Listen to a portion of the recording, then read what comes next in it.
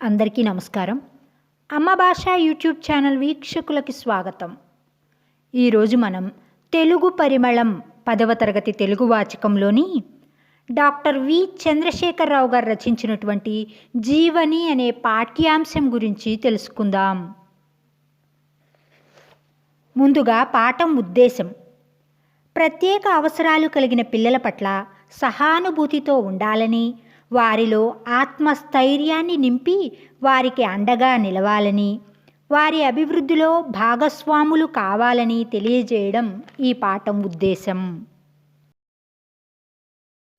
శారీరక లేదా అంగవైకల్యం కలిగిన పిల్లలు, దృష్టి సమస్య, వినికిడి సమస్య, మాట్లాడలేకపోవడం, మూర్ఛ మొదలైనటువంటి లక్షణాలు కలిగిన పిల్లల్ని ప్రత్యేక అవసరాలు గల పిల్లలుగా వ్యవహరిస్తారు. ప్రత్యేక అవసరాలు కలిగిన పిల్లల పట్ల మనం సహానుభూతితో ఉండాలి.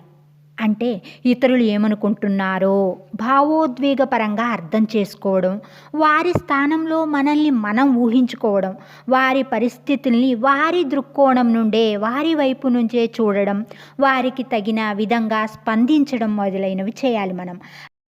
వారిలో ఆత్మస్థైర్యాన్ని నింపాలి. అంటే ఎదురయ్యే సమస్యలను తట్టుకొని లక్ష్యం సాధించగలవు అనేటటువంటి ధీమాని మనం వారిలో కలగజేయాలి. అంతేకాకుండా వారికి మనం అండగా, సహాయంగా నిలవాలి. వారి యొక్క ప్రగతిలో మనం కూడా భాగం పంచుకోవాలి అని తెలియజేయడమే జీవని పాఠ్యాంశం యొక్క ముఖ్యమైనటువంటి ఉద్దేశం. ప్రత్యేక అవసరాలు కలిగిన వ్యక్తుల పట్ల మనం చులకన భావాన్ని ప్రదర్శించకుండా వారికి అండగా నిలబడి సహకారాన్ని అందిస్తే వారు కూడా తమ లోపాన్ని సవాలుగా తీసుకొని తామేంటో ఈ లోకానికి నిరూపిస్తారు. అలాంటి వ్యక్తులలో కొందరి గురించి ఇప్పుడు మనం తెలుసుకుందాం.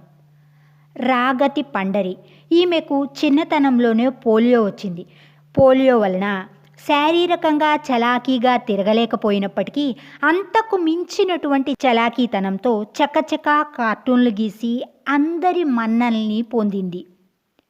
చాలా తక్కువ కాలంలోనే తెలుగులో వ్యంగ్య చిత్ర కళారంగంలో చాలా మంచి పేరు తెచ్చుకొని ఆ రంగంలో అగ్రగణ్యులైనటువంటి బాపు, జయదేవ్, బాబుల సరసన నిలబడగలిగినటువంటి స్థాయికి చేరుకుంది.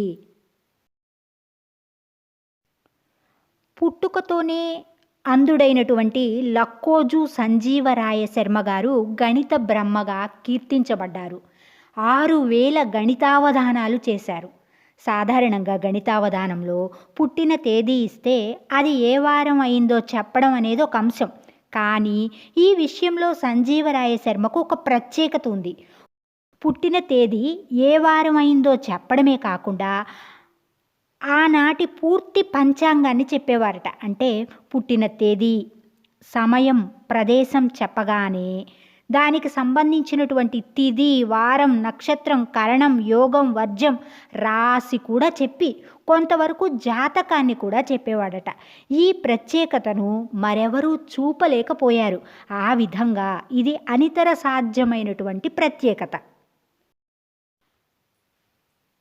లూయి బ్రెయిల్ చిన్నతనంలో ప్రమాదవశాత్తు తన 2 కళ్ళను కోల్పోయి పూర్తిగా అంధుడయ్యాడు. అంధుల పాఠశాలలో చేరి అప్పటికి అమలులో ఉన్నటువంటి లైన్ టైప్ పద్ధతిలో చదువుకున్నాడు. తన అసాధారణ ప్రతిభా సామర్థ్యాలతో 17 సంవత్సరాల వయస్సులోనే తాను చదువుకున్నటువంటి పాఠశాలలో ప్రొఫెసర్గా నియమించబడ్డాడు. బ్రెయిల్ ఎంతో కృషి చేసి తన కృషి ఫలితంగా అంధుల కోసం లిపిని కనిపెట్టాడు.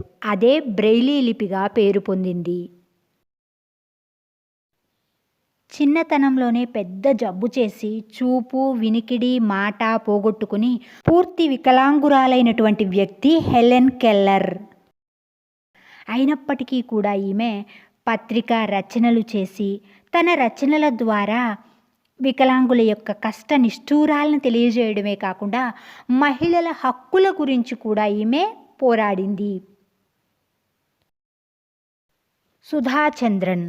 ఈమె రోడ్డు ప్రమాదంలో ఒక కాలును కోల్పోయినప్పటికీ కూడా కృత్రిమమైనటువంటి కాలుతో నాట్య ప్రదర్శనలిచ్చి అందరినీ సమ్మోహనపరిచినటువంటి నృత్యకారిణి.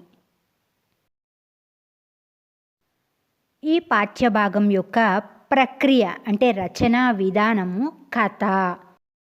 కథ, కథానిక అనేవి నేడు పర్యాయ పదాలుగా సమానార్థం గల పదాలుగా వాడుతున్నాం. కథ సాహిత్య ప్రక్రియ. సహితస్య భావం సాహిత్యం అంటారు. అంటే సమాజానికి మేలు చేకూర్చేదే సాహిత్యం. వ్యక్తి జీవితంలోని ఒక ముఖ్యమైనటువంటి సన్నివేశాన్ని, సంఘటనల మధ్య సంబంధాన్ని కళాత్మకంగా చిత్రిస్తుంది కథ.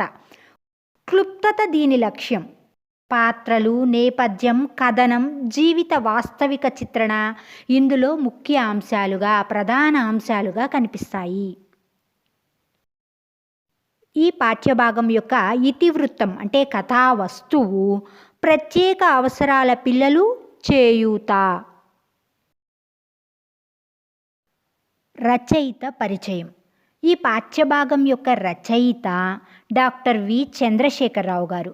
వర్ధమాన కథా రచయితల్లో ఈయనొకరు. మహాలక్ష్మి దేవసహాయం గారు వీరి యొక్క తల్లిదండ్రులు. చంద్రశేఖరరావు గారు ప్రకాశం జిల్లాలో ఏప్రిల్ 13వ తేదీ 1959వ సంవత్సరంలో పుట్టారు. జీవని, మాయాలాంతరు, ద్రోహవృక్షం, లెనిన్ ప్లేస్ మొదలైనటువంటి కథా సంపుటాలు రచించారు. అంతేకాకుండా నల్లమిరియం చెట్టు, 5 హంసలు, ఆకుపచ్చని దేశం మొదలైన నవలలు కూడా రాశారు. జీవని కథ నాటకంగా రూపొంది 1991వ సంవత్సరంలో ఆకాశవాణిలో ప్రసారమై జాతీయ స్థాయిలో ఉత్తమ నాటకంగా బహుమతిని పొందింది. చంద్రశేఖరరావు గారు కథా శిల్పంలో నూతన ఒరవడి సృష్టించారు. వీరు కథను అల్లినటువంటి తీరులో కొత్తదనాన్ని, కొత్త పద్ధతిని ఉపయోగించారు. ఈ పాఠం వీరి జీవని కథల సంపుటి నుండి గ్రహించబడింది. జీవని కథలోకి వెళ్దాం రండి. నా స్వప్న ప్రపంచం మీద ఇంత నిర్లజ్జగా దాడి చేయడానికి వీళ్ళకేం అధికారం ఉంది? 30 ఏళ్ల ఎడారిలో ఆశలన్నీ వదులుకున్న తరుణంలో ఒక మహాద్భుతంలా జరిగిందా సంఘటన. ఈ 6 ఏళ్లలో ఎన్నో క్లినిక్ల చుట్టూ తిరిగాను. లలిత అనే ఆమె ఒక సాధారణ గృహిణి. ఆమె వయస్సు 30 సంవత్సరాలు. ఆమెకు పెళ్ళై 6 ఏళ్ళయింది. దాదాపుగా పెళ్ళైనటువంటి ప్రతి ఇల్లాలు కూడా తాను తల్లి కావాలని, అంటే తన నుండి ఒక బిడ్డ రావాలని కోరుకుంటుంది. అలా కోరుకున్నటువంటి స్త్రీనే లలిత. ఆమె కన్నటువంటి ఈ కలల లోకం పైన ఇంత సిగ్గు లేకుండా దండయాత్ర చేయడానికి వీళ్ళకేం హక్కు ఉంది అంటూ వాపోతుంది. 30 సంవత్సరాల తన ఎడారి లాంటి జీవితంలో తన ఆశలన్నీ వదులుకున్నటువంటి సమయంలో ఒక గొప్ప అద్భుతంలా ఒక సంఘటన జరిగిందట. పెళ్ళైనటువంటి ఈ 6 ఏళ్లలో ఆమె ఎన్నో క్లినిక్ల చుట్టూ పిల్లల కోసం తిరిగింది. ఏ క్లినిక్లో ఏ గైనకాలజిస్ట్ చేతిలో నుంచి దయగా, కరుణగా జారిన ఏ మందు ప్రభావమో ఇది అనుకుంటూ భయంగా వెళ్ళాను డాక్టర్ సరళ దగ్గరికి. ఆమె నన్ను పరీక్ష చేస్తున్నప్పుడు, ఈ ఒక్క కలను సఫలం చెయ్యి తండ్రి, ఈ దీనురాలి ఈ చిన్ని కోర్కెను తీర్చుదేవా అంటూ దేవుణ్ణి దీనంగా వేడుకున్నాను. ఆశ నిరాశల మధ్య ఎండుటాకులా కంపించిపోయానా 10 నిమిషాలు. కంగ్రాట్స్ లలిత అన్న మాటలు మృదు మధురంగా వినిపించాయి. ఆవిడ చేతుల్ని పట్టుకుని thank you doctor, thank you అంటూ ఆనందంతో పెద్దగా ఏడ్చిన సంగతి, డోంట్ బి ఎమోషనల్ అంటూనే ఆవిడ నా ఆనందంలో పాలు పంచుకోవడం, ఇదంతా జరిగి ఇంకా 3 నెలలు కూడా కాలేదు. ఇంతలోనే పిడుగుపాటు లాంటి నిర్ణయం. సారీ మిస్సెస్ లలిత, మీకు ఈ విషయం ఎలా చెప్పాలో తెలియడం లేదు. ఆలస్యంగా గర్భవతులయ్యే స్త్రీలలో చాలా అరుదుగా జరుగుతుంది ఇలా. పుట్టబోయే పిల్లల మెదడు పెరగకుండా ఉంటారు. వికృతమైన రూపురేఖలు, ఒక్కోసారి ముఖ్య అవయవాలు లోపంతో పుట్టడం జరుగుతుందన్నారు డాక్టర్లు. ఎంత నిర్దయ! అమృత భాండాన్ని చేతిలో పెట్టినట్లే పెట్టి అంతలోనే వెనక్కు లాక్కోవడం అంటే ఇదేనేమో. బిడ్డలు లేకపోవడం కంటే ఎవరో ఒకరు అనే నిర్ణయానికొచ్చాను. లలిత అనే గృహిణి 6 సంవత్సరాలుగా ఎన్నో క్లినిక్ల చుట్టూ తిరుగుతూ, ఆ క్రమంలో ఏ క్లినిక్లో ఏ గైనకాలజిస్టు చేతిలో నుంచి ఏ మందు దయగా తనపై ప్రభావం చూపిందో అనుకుంది. స్త్రీల యొక్క జననేంద్రియ వ్యవస్థకు సంబంధించినటువంటి వైద్యుల్ని గైనకాలజిస్టులు అంటారు. ఆమెకు నెల తప్పాను అనేటటువంటి విషయం అర్థమై అది నిజమా కాదా అని తెలుసుకోవడం కోసం డాక్టర్ దగ్గరికి వెళ్ళింది. డాక్టర్ సరళ ఆమెని పరీక్ష చేస్తూ ఉంది. ఆ పరీక్ష 10 నిమిషాల సమయం పట్టింది. ఈ సమయంలో లలిత దేవుణ్ణి ఎంతగానో ప్రార్థించింది. తాను తల్లి అవ్వాలనేటటువంటి కలను ఫలవంతం చెయ్యమని, ఆ దీనురాలి యొక్క చిన్న కోరికను తీర్చు తండ్రి అంటూ ఎంతో దైన్యంగా ప్రార్థించింది. తన తల్లి అవుతాననేటటువంటి ఆశ, అవ్వలేనేమో అనేటటువంటి నిరాశ మధ్య ఎండు ఆకు ఏ విధంగా అయితే కదిలిపోతుందో ఆ విధంగా కంపించిపోయింది ఆ 10 నిమిషాల పాటు. ఇంతలో డాక్టర్ సరళ దగ్గరకు వచ్చి, లలిత నీకు శుభాకాంక్షలు, నువ్వు తల్లివి కాబోతున్నావు అని ఎంతో మృదువుగా తీయగా చెప్పింది. ఆవిడ చేతుల్ని పట్టుకొని ఆనందంగా ధన్యవాదాలు తెలియజేసింది. తాను తల్లి కాబోతున్నాను అనేటటువంటి ఆనందంతో పెద్దగా ఏడ్చింది. అది చూసిన డాక్టర్ సరళ ఉద్వేగపడకండి అంటూ ఓదార్చుతూ తన ఆనందంలో పాలు పంచుకుంది. సరిగ్గా ఇది జరిగినటువంటి 3 నెలల తరువాత మరలా సాధారణ చెకప్ల కోసం లలిత హాస్పిటల్కి వెళ్ళింది. అక్కడ స్కానింగ్ తీశారు. అందులో డాక్టర్లకేదో అనుమానం రావడంతో ఇంకా ఇతర రకాలైనటువంటి పరీక్షలు కూడా చేశారు. అప్పుడు లలిత పొట్టలో ఉన్నటువంటి బేబీకి డౌన్ సిండ్రోమ్ అనేటటువంటి సమస్య ఉన్నట్లుగా గుర్తించారు డాక్టర్లు. ఈ సమస్య ఉన్నటువంటి పిల్లల్లో, అంటే పుట్టబోయే పిల్లల్లో మెదడు పెరగకుండా ఉండడము, లేదా అందవిహీనంగా పుట్టడం, ఒక్కొక్కసారి ముఖ్యమైనటువంటి అంగాలు లేకుండా పుట్టడం జరుగుతుంది అని డాక్టర్లు చెప్పారు. అప్పుడు ఆమె ఎంతో బాధపడింది. డాక్టర్లు ఆమెకు అబార్షన్ చేయించుకోమని సలహా ఇచ్చారు. అంటే ఇలాంటి ప్రత్యేక సందర్భాలలో ఆ పిల్లల్లో ఏదైనా అవయవ లోపాలు, పుట్టుకకు సంబంధించినటువంటి లోపాలు ఉన్నప్పుడు అబార్షన్ చేయడం చట్టవిరుద్ధం కాదు. కాబట్టే ఆ సలహా ఇచ్చారు డాక్టర్లు. అందుకు లలిత భర్త, అత్త వీళ్ళందరూ కూడా ఒప్పుకున్నారు. కానీ లలిత మనస్సు దానికి ప్రతిఘటించింది. తల్లి కాలేకపోవడం కంటే ఏదో ఒక బిడ్డకు జన్మనివ్వాలి అని నిర్ణయించుకుంది లలిత. కాలం గడిచింది. నెలలు నిండాయి. లేబర్ రూమ్ నుంచి స్ట్రెచర్ సాయంతో వార్డుకు తరలిస్తున్నారు నన్ను. ఉదయం 9 గంటల సమయం అది. వెచ్చని సూర్యకిరణం జాలిగా చెంపల్ని నిమురుతోంది. ప్రసవ యాతన ముగిసి వార్డులో చేర్చిన 10 నిమిషాలకు బిడ్డను తెచ్చి పక్కనే పడుకోబెట్టారు. నా ప్రక్కన మరొక ప్రాణి ఈ ప్రపంచంలోకి వచ్చి ఇంకా 10 నిమిషాలు కూడా కాలేదు. బిడ్డ స్పర్శ వెచ్చగా శరీరానికి తగులుతూ ఉంటే తగిలినంత మేర శరీరం వీణలా మారి రాగలీనమవుతుంది. పుట్టిన బిడ్డ గురించి డాక్టర్ నా చెవి దగ్గర గుసగుసలాడింది. స్వర్గలోకం నుండి నా ద్వారా భూమి మీదకి షికారుకు వచ్చిన దేవదూత ఆడైతేనేం మగైతేనేం. బిడ్డను దగ్గరకు జరుపుకొని తల పైకెత్తి దాని ముఖంలోకి చూశాను. నిద్ర నటిస్తుంది. కనురెప్పల తలుపుల చాటున ఏ తీయని కలలు దాగున్నాయో. 2 గంటల తరువాత కొద్దిగా పాలు త్రాగించగలిగాను. ఆ పాప మొదటి ఆకలి తీర్చాను. అత్త, ఆడబిడ్డ, భర్త ఇలా కుటుంబమంతా ఉన్నా ఎవరూ మమ్మల్ని పట్టించుకోలేదు.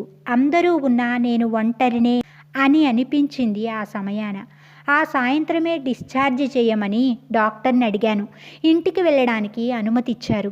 హాస్పిటల్ నుండి బయటకు నేను వేసే ఒక్కొక్క అడుగు నాలో మొండితనాన్ని, పట్టుదలను పెంచాయి. లక్ష్యం కొరకు జీవించే సైనికురాలిలా ఇంటికి చేరాను నేను. కాలం అనేది ఆగదు కదా. కాలం గడిచింది. లలితకు నెలలు నిండాయి. అంటే ప్రసవ సమయం ఆసన్నమైంది. హాస్పిటల్లో సాధారణమైనటువంటి ప్రసవం జరిగేటటువంటి గదిని, అంటే నార్మల్ డెలివరీ జరిగేటటువంటి గదిని లేబర్ రూమ్ అంటారు, పురుళ్ళ గది అంటారు. ఆ గది నుండి స్ట్రెచ్చర్ సహాయంతో లలితని వార్డుకి తీసుకొచ్చారు. ఉదయం 9 గంటల సమయం అయిందట. వెచ్చని లేలేత సూర్యకిరణాలు దయగా ఆమె బుగ్గల్ని నిమురుతున్నాయి. ఆమెకు పురిటి బాధ ముగిసిన తరువాత వార్డులో చేర్చినటువంటి 10 నిమిషాల తర్వాత బిడ్డను తీసుకొచ్చి లలిత పక్కనే పడుకోబెట్టారు. లలిత పక్కన, అంటే తన పక్కన మరొక ప్రాణి ఈ ప్రపంచంలోకి వచ్చి ఇంకా 10 నిమిషాలు కూడా కాలేదట. ఆ చిన్న బిడ్డ యొక్క తాకిడి ఆమె శరీరానికి వెచ్చగా తగులుతూ ఉంటే ఆ తగిలినంత వరకు కూడా శరీరం వీణలా మారి రాగరంజితమవుతూ ఉంది.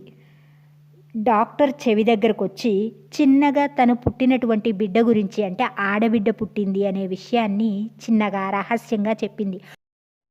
అప్పుడు లలిత స్వర్గలోకంలో నుండి తన ద్వారా ఈ భూమి మీదకి షికారుకు వచ్చినటువంటి దేవదూత తన బిడ్డ, ఆ బిడ్డ ఆడైతే ఏంటి మగైతే ఏంటి అనుకొని ఆ బిడ్డని దగ్గరకు తీసుకొని తల పైకెత్తి ఆ బిడ్డ ముఖంలోకి చూసిందట. అప్పుడు ఆ పాప నిద్ర నటిస్తుంది. నిద్రపోతున్నటువంటి ఆ పాప కనురెప్పల తలుపుల చాటున ఎటువంటి మధురమైనటువంటి కలలు దాగున్నాయో అనుకుంది. ఆ తర్వాత 2 గంటల తర్వాత కొద్దిగా అతి కష్టం మీద ఆ పాపకి పాలు త్రాగించి ఆ పాప యొక్క మొదటి ఆకలిని తీర్చింది. తనకి భర్త, అత్త, ఆడబిడ్డ అందరూ ఉన్నారు. కానీ ఎవ్వరూ తన పాపని పట్టించుకోలేదు. అందరూ ఉన్నా నేను ఒంటరినే, నేను ఏకాకినే అని అనిపించింది ఆ సమయంలో లలితకి. ఆమె ఆ సాయంత్రమే డాక్టర్ని ఇంటికి పంపించమని, అంటే డిశ్చార్జ్ చేయమని అడిగింది. డాక్టర్ ఎన్నో జాగ్రత్తలు చెప్పి, అంటే ఈ పాప సాధారణ పాపలా కాదు, ఆకలేస్తే ఏడవలేదు కాబట్టి ప్రతి 2 గంటలకు ఒకసారి పాపకి ఫీడింగ్ చేయాలి, అంటే పాలు పట్టించాలి, ఏదైనా చిన్న సమస్య వచ్చినా కూడా ఆసుపత్రికి తీసుకురావాలి అని ఇలాంటి జాగ్రత్తలు చెప్పి ఇంటికి వెళ్ళడానికి అనుమతినిచ్చింది. ఆసుపత్రి నుండి బయటకు లలిత వేసేటటువంటి ఒక్కొక్క అడుగు ఆమెలో మొండితనాన్ని, అంటే పెంకెతనాన్ని, పట్టుదలని, పంతాన్ని పెంచాయి. ఒక లక్ష్యం కోసం జీవించేటటువంటి సైనికురాల్లా లలిత ఇంటికి చేరింది.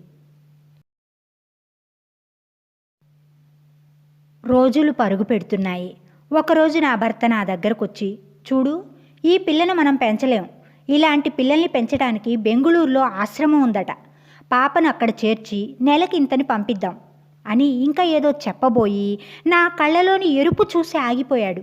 ఆయన నా కళ్ళలో అంత తిరస్కారం, ద్వేషం, కోపం ఎప్పుడూ చూసి ఉండడు. ఇంకోసారి నా దగ్గర ఇలాంటి మాటలు మాట్లాడొద్దు, ఈ పాప నా ప్రాణం, నా సర్వస్వం, ఇది నా దగ్గరే, నాతోనే ఉంటుంది, నా సర్వశక్తుల్ని దారపోసి దీన్ని పెంచుకుంటాను అంటూ నాలో ఏదో శక్తి ఆవహించిన దానిలా మాట్లాడాను. ఆ తర్వాత ఆయన ఆ ప్రసక్తే తేలేదు, కానీ పాప దగ్గరకు రావడమే మానేశాడు. కాలం ఎవరి కోసం ఆగదు, రోజులు పరుగు పెడుతున్నాయట. ఒకరోజు లలిత భర్త లలిత దగ్గరకు వచ్చి, ఈ పాప అబ్నార్మల్ కాబట్టి ఈ అమ్మాయిని పెంచడం చాలా కష్టం, మనం పెంచలేము, ఇలాంటి అబ్నార్మల్ పిల్లల్ని పెంచడానికి బెంగుళూరులో ఒక ఆశ్రమం ఉందట, కాబట్టి పాపను మనం అక్కడ జాయిన్ చేద్దాము, నెలకింత అని డబ్బులు పంపిద్దాం అని ఇంకా ఏదో చెప్పబోయాడట. కానీ ఇంతలోనే లలితకు కోపంతో కళ్ళు ఎరుపెక్కాయి. ఆ పాప తన ప్రాణము, తనకన్నీ ఆ పాపే, కాబట్టి ఆ పాపను ఎక్కడికి పంపను, నా దగ్గరే, నాతోనే ఉంచుకుంటాను, నేనే పెంచుకుంటాను అంటూ కోపంగా చెప్పింది. లలితలో అంతటి అనాదరణని, పగని, అంటే తిరస్కారాన్ని, ద్వేషాన్ని, కోపాన్ని తన భర్త ఎప్పుడూ చూడలేదట. ఏదో శక్తి ఆవేశించినట్లుగా, ఏదో పూనకం వచ్చినట్లుగా మాట్లాడింది. ఆ తర్వాత లలిత భర్త పాప గురించిన ప్రస్తావన తేలేదు సరికదా, పాప దగ్గరకు కూడా రావడం మానేశాడట.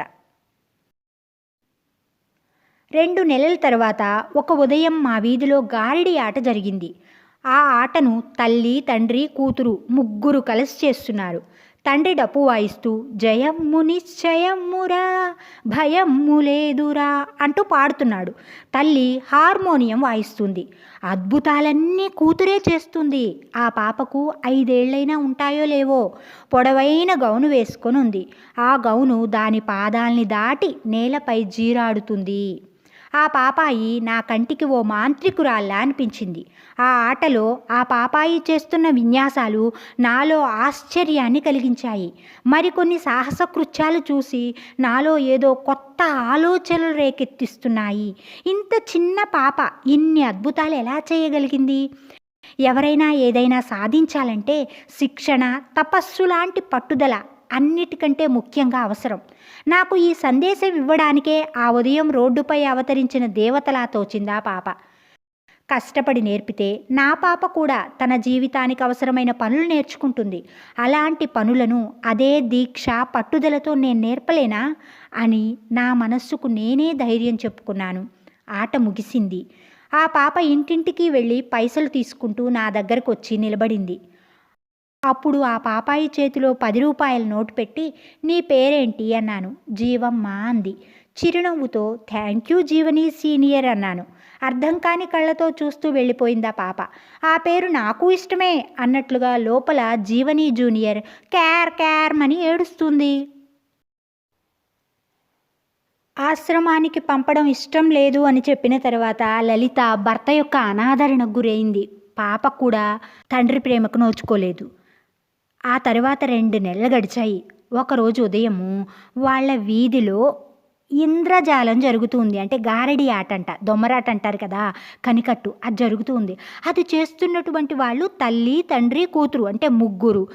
తండ్రేమో డప్పు వాయిస్తూ పాట పాడుతున్నాడు, తల్లేమో హార్మోనియం వాయిస్తుంది. ఇక చేసేటటువంటి అద్భుతాలన్నీ కూడా 5 ఏళ్ల పాప వాళ్ళ కూతురు చేస్తూ ఉంది. పొడవైన గౌను వేసుకుని ఉందట. ఆ గౌను ఆ పాప పాదాల్ని దాటి నేలపైన వేలాడుతూ ఉంది. ఆ పాపాయి లలిత కంటికి ఓ బుల్లి మాంత్రికురాల్లా అనిపించిందట. ఆ ఆటలో ఆ పాపాయి చేస్తున్నటువంటి చక్కని ప్రదర్శనలు లలితకు ఎంతో ఆశ్చర్యాన్ని కలిగించాయి. చక్కని ప్రదర్శనలతో పాటు సాహస కృత్యాలు కూడా చేసింది ఆ పాప. వాటన్నింటినీ చూసినటువంటి లలితకు మనస్సులో ఏవో కొత్త ఆలోచనలు కలిగాయి. 5 సంవత్సరాలు కూడా నిండినటువంటి పాప అన్ని సాహస కృత్యాలు, ప్రదర్శనలు చేసిందంటే ఆ పాప ఎంతో శిక్షణ, తర్ఫీదు తీసుకుని ఉంటుంది, ఎంతో శ్రమపడి ఉంటుంది, తపస్సు లాంటి పట్టుదలతో చేసింది. కాబట్టి ఏదైనా సాధించాలి అంటే తపస్సు లాంటి పట్టుదల, శిక్షణ ఉండాలి అని లలితకు అర్థమైంది. ఈ సందేశాన్ని, ఈ ఉపదేశాన్ని ఇవ్వడానికే ఆ ఉదయం రోడ్డుపైన అవతరించినటువంటి బుల్లి దేవతలా తోచింది ఆ పాప. కష్టపడి నేర్పితే తన పాప కూడా తన జీవితానికి అవసరమైనటువంటి పనులన్నింటినీ నేర్చుకుంటుంది. అలాంటి పనులను దీక్ష, పట్టుదలతో తల్లిగా నేను నేర్పలేనా అని లలిత భావిస్తుంది. తన మనస్సుకు తానే ధైర్యాన్ని చెప్పుకుంటుంది. ఆట ముగియడంతో ఆ పాప ఇంటింటికి వెళ్ళి డబ్బులు తీసుకుంటూ ఉంది. లలిత దగ్గరకు కూడా వచ్చి నిలబడగానే లలిత ఆ పాపకు 10 రూపాయల నోటిచ్చింది. నీ పేరేంటి అని అడిగింది. ఆ పాప జీవమ్మ అని సమాధానం చెప్పింది. లలిత చిరునవ్వుతో థ్యాంక్ యూ జీవని సీనియర్ అంది. అర్థం కాని కళ్ళతో జీవమ్మ చూస్తూ వెళ్ళిపోయింది. ఆ పేరు తనకు కూడా ఇష్టమే అన్నట్లుగా సంకేతంగా లోపల పడుకున్నటువంటి జీవని జూనియర్ క్యార్ క్యార్మని ఏడ్చింది. ఒకరోజు నేను పిల్లలకు వేసే టీకాల కోసం ఆసుపత్రికి వెళ్ళి వస్తున్నాను. చంకలో జీవని, భుజంపై వేలాడే హ్యాండ్ బ్యాగ్. సిటీ బస్సు నిండుగా ఉంది. ఆ జనం అరుపుల మధ్య పాపను నాకివ్వమ్మా అంటూ జీవన్ని అందుకున్నాడు ఒక వృద్ధుడు. నెరిసిన జుట్టు, కాంతివంతమైన కళ్ళు, గొంతులో పొంగి పొర్లుతున్న అనురాగంతో జ్ఞానదీపంలా ఉన్నాడాయన. స్టేజీ దగ్గర ఆయన నాతో పాటు దిగాడు. థ్యాంక్స్ అంటూ పాపను అందుకోబోతుండగా ఇంటి దాకా ఆహ్వానించవా అన్నాడు నవ్వుతూ. రండి అంటూ ఇంటి వైపుకు దారితీశాను. సుమారు 2 గంటల ఆ వృద్ధుడు జీవనితో ఆప్యాయంగా గడుపుతూ నాతో ఇలా అన్నాడు. ఈ క్షణం నువ్వు నాకెంతో సన్నిహితమైన దానివనిపిస్తుంది. ఎందుకంటే నువ్వు అనుభవిస్తున్న ఈ స్థితిని నేను, నా భార్య అనుభవించాము. జీవని లాంటి పిల్లలకు ఈ ప్రపంచంలో కొదవలేదు. మీలాంటి తల్లులే అరుదు. మేము కూడా 20 సంవత్సరాల క్రితమే జీవని లాంటి పాపకు జన్మనిచ్చామని, ఆ పాప పేరు ప్రమోదిని అని, ఆమెను ఒక సైనికురాలిగా పెంచామని, 10వ తరగతి వరకు చదివించామని చెప్పారు. ఎందుకంటే ఇలాంటి పిల్లలకు చేయూతనిస్తే వారు కూడా మామూలు మనిషిలా బతకగలరని నిరూపించాలన్నదే మా ఆరాటం. మేము కన్న కలలు నిజమయ్యాయి అని చెప్తూ, జీవితం అంటే కాస్త వెలుగు, కాస్త చీకటి అన్నట్టు నా పేరు విశ్వనాథన్, తెలుగువాణ్ణే. జీవని ఆత్మీయుల లిస్టులో నన్ను కూడా చేర్చుకో. జీవని ఎదుగుదలకు అవసరమయ్యే సహాయ సహకారాలు మా నుంచి ఎప్పుడూ ఉంటాయి అని చెప్పాడు. చిన్నపిల్లలకు ఒక నిర్ణీత వయస్సు వచ్చే వరకు కూడా నిర్ణీత కాలంలో టీకాలు వేయించాలి. అలా తన పాపకు టీకా వేయించడం కోసం అని చెప్పి లలిత ఆసుపత్రికి వెళ్ళి వస్తూ ఉంది. చంకలో జీవనుంది, భుజం పైన హ్యాండ్ బ్యాగ్ వేలాడుతూ ఉంది. సిటీ బస్సు ఎక్కింది. ఆ సిటీ బస్సు నిండా జనం కిక్కిరుసున్నారు. ఆ జనం అరుపులతో సిటీ బస్సు నిండి ఉంది. ఆ జనం అరుపుల మధ్యలో నుంచి ఒక వృద్ధుడు పాపని నాకు ఇవ్వమ్మా అంటూ జీవనిని అందుకున్నాడు.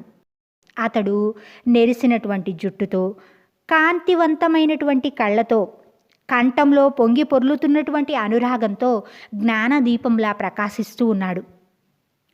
తన దిగవలసినటువంటి స్టేజ్ వచ్చింది. లలితతో పాటు ఆ వృద్ధుడు కూడా దిగాడు. ఆ వృద్ధునికి ధన్యవాదాలు చెప్తూ పాపను తీసుకోబోయింది. ఏమ్మా, ఇంటిదాకా పిలవ్వా అని నవ్వుతూ అన్నాడు ఆ వృద్ధుడు. అప్పుడు లలిత రండి అంటూ అతన్ని సాదరంగా ఇంటికి ఆహ్వానించింది. జీవన్ని ఎత్తుకొని లాలించి ముద్దాడి సుమారు 2 గంటల సమయం ఎంతో ఆప్యాయంగా గడిపాడు ఆ వృద్ధుడు. లలిత తరువాత జీవనిని అంత ప్రేమగా చూసిన వ్యక్తి ఇతడు మాత్రమే. అనుభవాల సిమిలారిటీ మనుషుల్ని దగ్గరికి చేరుస్తుంది అంటారు. ఆ క్షణంలో ఆ వృద్ధునికి లలిత ఎంతో దగ్గరి దానిలా అనిపించింది. ఎందుకంటే లలిత అనుభవిస్తున్నటువంటి ఈ స్థితిని ఆ ముసలి వ్యక్తి, అతడి భార్య 20 సంవత్సరాలకు పూర్వమే అనుభవించారు. జీవని లాంటి పాప 20 సంవత్సరాలకు పూర్వమే ఆ వృద్ధునికి జన్మించింది. ఆ పాప పేరు ప్రమోదిని.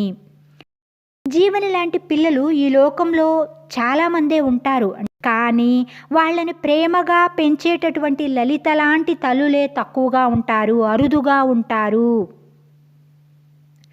తన పాప పేరు ప్రమోదిని అని, ఆ పాపను వాళ్ళు 10వ తరగతి వరకు చదివించారని, ఒక సైనికురాలిగా పెంచారు అని చెప్పారు.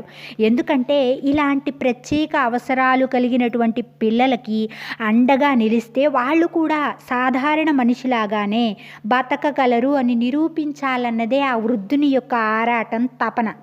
వాళ్ళు కన్న కలలు నిజమయ్యాయి. అంటే వాళ్ళ పాప ప్రమోదిని ప్రత్యేక అవసరాలు కలిగిన పాపలా కాక సాధారణ పాపలాగానే పెంచారు. అలాగే ఆమె వ్యవహరించింది కూడా. ఆ విషయాల్ని గుర్తుకు చేసుకుంటూ జీవితం అంటే కాస్త వెలుగు, కాస్త చీకటి అన్నారు. అంటే వాళ్ళ పాప విషయంలో జరిగినటువంటి కొన్ని చెడు సంఘటనలు గుర్తుకు చేసుకొని బాధపడ్డారు. జీవని యొక్క ఆత్మీయుల జాబితాలో తనని కూడా చేర్చుకోమని, జీవని పెరుగుదలకు అవసరమయ్యేటటువంటి సహాయ సహకారాలు తన నుంచి ఎప్పుడూ ఉంటాయి అనే భరోసానిచ్చారు. విశ్వనాథం గారు గొప్ప మనస్తత్వ శాస్త్రవేత్త. జీవని వ్యక్తిత్వ వికాసానికి ఆయన చేస్తున్న ప్రయోగాలు, పాప పెంపకానికిచ్చే సూచనల ఫలితంగా జీవనిలో మార్పులు రాసాగాయి. ఆ మార్పులు నాలో గొప్ప అనుభూతిని కలిగించాయి. సత్వం లేని జీవకణాల్లో కొద్ది కొద్దిగా ఊపిరి రగిలి నెమ్మదిగా 4 ఏళ్లకు అడుగులు వేయడం నేర్చుకుంది జీవని. అదొక మహా పోరాటం. వెదురు బొంగు వేణువుగా కావడానికి పడిన శ్రమ, లేసమైన వెలుగు సోకని అంధకారంలో పడుతూ చేస్తున్న ప్రయాణం. జీవని పెరుగుదలకు అవసరమయ్యే సహాయ సహకారాలు అందిస్తాను అన్నటువంటి విశ్వనాథన్ గారు గొప్ప మనస్తత్వ శాస్త్రవేత్త. జీవని వ్యక్తిత్వ వికాసానికి ఆయన ఎన్నో ప్రయోగాలు చేశారు. ఆ పాప పెంపకానికి ఎన్నో సూచనలు ఇచ్చారు. ఆయన ఇచ్చినటువంటి సూచనల ఫలితంగా జీవనిలో కొన్ని మార్పులు రాసాగాయి. ఆ మార్పులు లలితలో గొప్ప ఆనందాన్ని, అనురక్తిని కలిగించాయి. బలం లేనటువంటి జీవకణాల్లో కొద్దిగా ఊపిరి రగిలి నెమ్మదిగా 4 సంవత్సరాలకు అడుగులు వేయడం నేర్చుకుంది జీవని. సాధారణ శిశువులు సంవత్సరానికే మెల్లమెల్లగా అడుగులు వేస్తారు, బుడిబుడి నడకలు నడుస్తారు. కానీ జీవని ప్రత్యేక అవసరాలు కలిగినటువంటి పాప 4 సంవత్సరాలకు ఎంతో కష్టంతో అడుగులు వేయడం నేర్చుకుంది. ఇదంతా కూడా విశ్వనాథన్ గారి ప్రయోగాలు, విశ్వనాథన్ గారి సూచనల ఫలితం. అంతేకాకుండా లలిత యొక్క కృషి ఫలితంగా కూడా జరిగింది. జీవని నడవడం అనేది ఒక గొప్ప యుద్ధం లాంటిది. వెదురు బొంగుని ఎంత శ్రమపడి వేణువుగా మారుస్తారో అంతే శ్రమతో జీవని నడిచింది. కొంచెం కూడా వెలుగనేదే కనిపించినటువంటి చీకటిలో పడుతూ చేస్తున్నటువంటి ప్రయాణం జీవనిది. కొద్దిగా అడుగులు వేయడం వచ్చిన తర్వాత జీవని కళ్ళలో అపూర్వమైన తేజస్సు కనిపిస్తుంది. అంటే పూర్వం ఎన్నడూ లేనటువంటి తేజస్సు కనిపిస్తుంది. ప్రపంచాన్ని తన పాదాల దగ్గరకు తెచ్చుకున్నాను అనేటటువంటి తృప్తేమో. జీవనికి ఆకాశం అంటే ఇష్టం, నీలి మబ్బు ఇష్టం, ఎక్కడికో సాగిపోయే పక్షుల గుంపులంటే ఇష్టం. ఆకాశం వైపుకు చేతులు చాచి ఓ ఓ అంటూ పాటలు పాడుతుంది. రోడ్డు పైన ఏ చిన్న అలికిడైనా, ఏ చిన్న చప్పుడైనా బయటకు వచ్చి చూస్తుంది. పొద్దుటిపూట కాన్వెంటులకు పోయే నీల గౌనుల చిన్నారుల హడావుడి, అల్లరి చూసి ఆనందపడిపోతుంది. ఏ అంటూ వాళ్ళ వైపు చూసి అరుస్తుంది. తన భాషలో వాళ్లకు చెప్పే శుభాకాంక్షలేమో. సాయంకాలం వీధి నిండా గుంపులుగా విడిపోయి ఆటలాడే పిల్లల వైపు ఆసక్తితో, ఇష్టంతో చూస్తుంది. వారి వైపు చేతులు ఊపుతుంది. ఆటలలోని మాధుర్యాన్ని, అంటే వాళ్ళు ఆడేటటువంటి ఆటల్లోని తీయదనాన్ని తనకు పంచమని అభ్యర్థనాపూర్వకంగా విన్నవించుకుంటున్నట్లుగా, రిక్వెస్ట్ చేస్తున్నట్లుగా చూస్తుంది. సాధారణంగా జీవని ఒంటరిగా ఉండడం జరగదు. తప్పనిసరిగా బయటకు వెళ్ళవలసి వస్తే గేటు తాళం వేసి వెళుతుంటాను. ఒకరోజు సాయంకాలం బజారుకి వెళ్ళొస్తున్నాను. ఇల్లు చేరేసరికి గేటు తెరచుంది. తాళం పగులగొట్టబడి ఉంది. భయంతో కొయ్యబారిపోయాను. వణుకుతున్న పాదాలతో లోపలికి అడుగుపెట్టాను. అక్కడ అపురూపమైన దృశ్యం. 10 మంది పిల్లలు ఒకచోట చేరి బొమ్మలతో ఆడుకుంటున్నారు. వాళ్ళ మధ్య జీవని ఉంది. అది పెళ్లి ఆట కాబోలు. జీవని చేతిలో పెళ్లి కూతురు బొమ్మ, ఇంకొక పాప చేతిలో పెళ్లి కొడుకు బొమ్మ. మరో చోట చిన్న గిన్నెలతో విందు భోజనం. ఆనందం, అరుపులు, కోలాహలం, చప్పట్లు. ఆ తోట, ఆ పరిసరాలు, అదంతా దేవతల రాజ్యంలా ఉంది. పిల్లల ప్రపంచంలో వ్యతిరేక ఆలోచనలు ఉండవు. అందుకే ముందు వారు జీవన్ని గేలి చేసిన తరువాత సాదరంగా తమ బాహువుల్లోకి తీసుకున్నారు.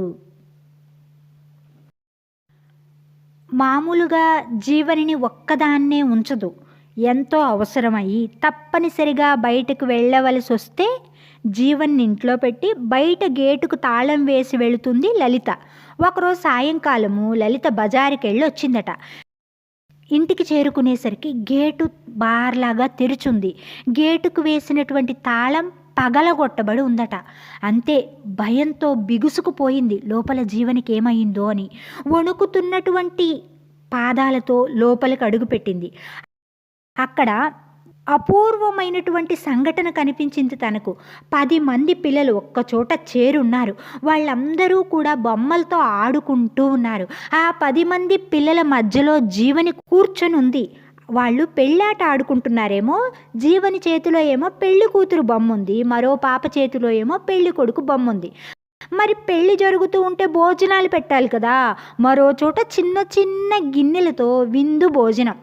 వాళ్ళ మధ్య ఆనందము, అరుపులు, హడావిడి, చప్పట్లు. ఆ తోట, ఆ చుట్టుపక్కల పరిసరాలంతా కూడా దేవతల రాజ్యమా అన్నట్లుగా ఉందట. పిల్లల ప్రపంచంలో ఏంటంటే వ్యతిరేకమైనటువంటి ఆలోచనలు ఏవి కూడా ఉండవు. ముందుగా వాళ్ళు జీవన్ని ఎగతాళి చేసినప్పటికీ కూడా ఆ తర్వాత ప్రేమగా ఆదరంగా తమ చేతుల్లోకి తీసుకున్నారు. జీవన్ని కూడా తమలో కలుపుకున్నారు, తనతో ఆడుకున్నారు. వాళ్ళ ఆటల్లోని మాధుర్యాన్ని జీవనికి కూడా రుచి చూపించారు. విశ్వనాథం గారి సూచన మేరకు జీవనిని పాఠశాలలో చేర్పించింది లలిత. కొంతకాలానికి ఆ తరగతి టీచరు లలితను పిలిపించింది. ఆల్ రాయమంటే ఆకాశాన్ని మబ్బుల్ని గీస్తుంది, ఏబిసిడీలు రాయమంటే చెట్లని ఎగిరే పక్షుల్ని గీస్తుంది. మీ పాప అంటే జీవని బళ్ళో చేరి సంవత్సరం దాటుతుంది, ఇంతవరకు వర్ణమాల అంటే అక్షరమాల కూడా రాలేదు అని జీవని మీద ఫిర్యాదు చేసింది టీచర్. అంటే జీవని గురించి కంప్లైంట్ ఇచ్చిందనమాట. అప్పుడు లలిత ఏమని సమాధానం చెప్పిందంటే, ఎంత నేర్చుకుంది అని కాకుండా నేర్చుకోవడానికి ఎంత పెనుగులాడుతుందో, ఎంత గింజుకుంటుందో మీరు గమనించండి. నెమ్మదిగానే దాని మస్తిష్కం, దాని మెదడు గ్రహిస్తుంది. వందల కొద్దీ పిల్లలకు మీరు విద్య నేర్పుంటారు, అంటే వందల కొద్దీ పిల్లలకు మీరు చదువు నేర్పుంటారు. కానీ జీవని లాంటి పాప మీకు తటస్థపడి ఉండదు, జీవని లాంటి పాప మీకు ఎదురుపడి ఉండదు. జీవనిని ఒక ఛాలెంజ్గా తీసుకోండి. మనం సామాజికంగా వెనుకబడిన వాళ్లకు ప్రత్యేక శిక్షణ ఇచ్చి, ప్రత్యేక తర్ఫీదిచ్చి, కోడి పిల్లల్ని రెక్కల చాటున పొదువుకొని పెంచుకున్నట్లుగా పెంచుతున్నాం. ఎందుకు? ఈ విజ్ఞానం, ఈ నాగరికత, ఆధునిక జీవితంలోని మాధుర్యము అందరికీ సమంగా పంచుదామనే కదా. అలాగే మానసికంగా వెనుకబడ్డ పిల్లల్ని కూడా ఓపికతో, అనురాగంతో, అంటే ఓర్పుతో, ప్రేమతో వాళ్ళల్లో ఆత్మస్థైర్యాన్ని నింపి, మానసిక స్థిరత్వాన్ని నింపి ముందుకు నడిపిద్దాం. వారి అభివృద్ధికి తోడ్పడదాం. అంటే ప్రత్యేక అవసరాలు గల పిల్లలకి కూడా వాళ్ళ ప్రగతికి మనం సహాయం చేద్దాం. జీవని తల్లిగా కాదు, మార్పును కోరుకునేటటువంటి మహిళగా మిమ్మల్ని అర్థిస్తున్నాను. మార్పును కోరుకునే స్త్రీగా నేను మిమ్మల్ని ప్రాధేయపడుతున్నాను. జీవని ప్రత్యేక అవసరాలు గల పాప. తనపై ప్రత్యేక శ్రద్ధ చూపండి, తనను నిరుత్సాహపరచకండి. కళ్ళల్లో నీళ్లు తిరుగుతూ ఉండగా ఉద్వేగంగా, ఆవేశంగా లలిత చెప్పిన మాటలకు తరగతి ఉపాధ్యాయునితో పాటుగా పాఠశాల యాజమాన్యం, అంటే ఆ పాఠశాలకు సంబంధించినటువంటి నిర్వహణ అధికారులు కూడా మంచిగా స్పందించారు. జీవనిలోని ప్రత్యేకతను గుర్తించారు. జీవనిలో ఉన్న ప్రత్యేకత ఏంటి? ఆల్ రాయమంటే ఆకాశాన్ని బొమ్మల్ని గీస్తుంది, ఏబిసిడీలు రాయమంటే చెట్లని ఎగిరే పక్షుల్ని గీస్తుంది. అంటే తనకి పెయింటింగ్ అంటే ఇష్టం. ఆ విషయాన్నే టీచర్లు గుర్తించారు. జీవనిని మణిభూషణ్ అనేటటువంటి కొత్త టీచర్కి అప్పగించారు. జీవనికి పిల్లలన్నా పెయింటింగ్స్ అన్నా ఇష్టం.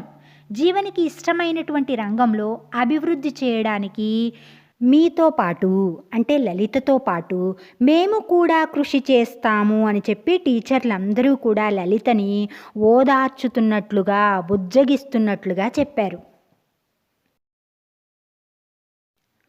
వయస్సు పెరిగే కొద్దీ జీవనిలో అనూహ్యమైన మార్పులు వస్తున్నాయి. కళ్ళలో అమాయకత్వం పోయి ఆలోచన స్థిరపడుతుంది. వెకిలి నవ్వు బదులు ముచ్చట గొలిపే స్నిగ్ధహాసం. ఇదివరకు కష్టం మీద మాటల్ని కూడబలుక్కొని మాట్లాడే స్థాయి నుంచి పరిమిత మాటల్ని స్వేచ్ఛగా మాట్లాడే స్థాయికి ఎదిగింది.